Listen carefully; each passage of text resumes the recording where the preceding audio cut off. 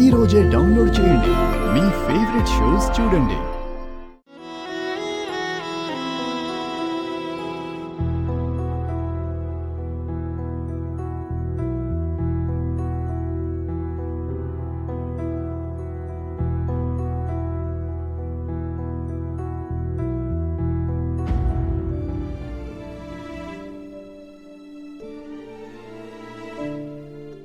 ఏమైంది శరణ్య?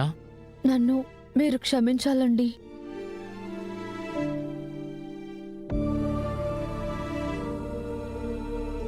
క్షమించాలా?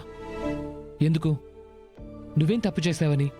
నోటికొచ్చినట్టు మిమ్మల్ని అనరాని మాటలు అన్నాను కదండి. ఇంటికొచ్చి రాగానే అందరి ముందు మిమ్మల్ని అవమానించేలా చాలా తప్పుగా వాగేశాను.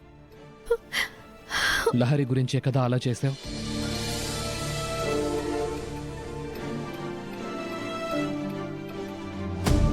అయినా పర్వాలేదులే, నువ్వేమంత ఫీల్ అవ్వాల్సిన పని లేదు. అయినా ఇందులో సారీ చెప్పడానికి ఏముంది? నేను ఫీల్ అవ్వడానికి ఏముంది? జరిగిందే కదా చెప్పావు.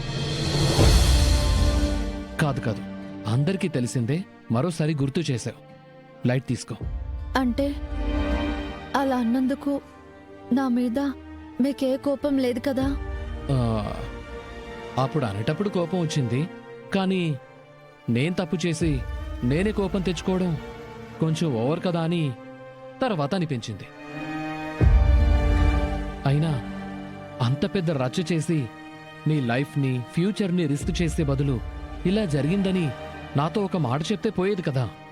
ఏమో అండి, ఆ సమయంలో నా జీవితం కన్నా నాకు లహరి జీవితమే ముఖ్యం అనిపించింది.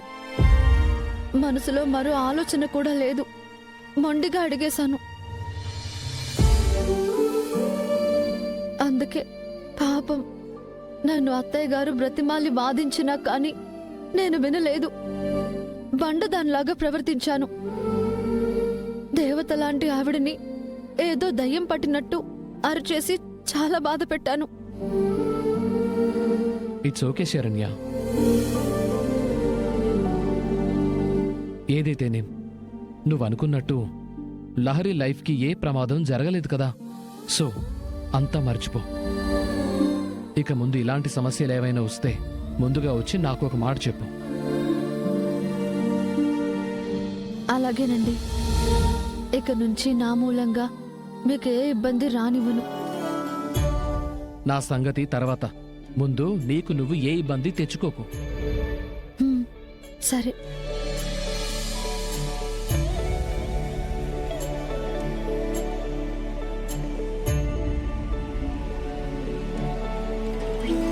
అత్తయ్య గారు, మీరిద్దరూ ఇలా ఒకరితో ఒకరు సంతోషంగా మాట్లాడుకుంటుంటే నాకు చాలా సంతోషంగా ఉందమ్మా. నువ్విలాగే దర్శన్ మనసుకి దగ్గరగా ఉండాలి.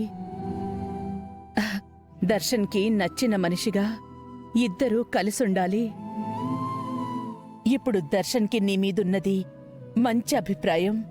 అది ప్రేమగా మారాలి. మీ ఇద్దరి మధ్య ప్రేమ బలంగా పెనవేసుకోవాలి. అలాగే అత్తయ్య గారు.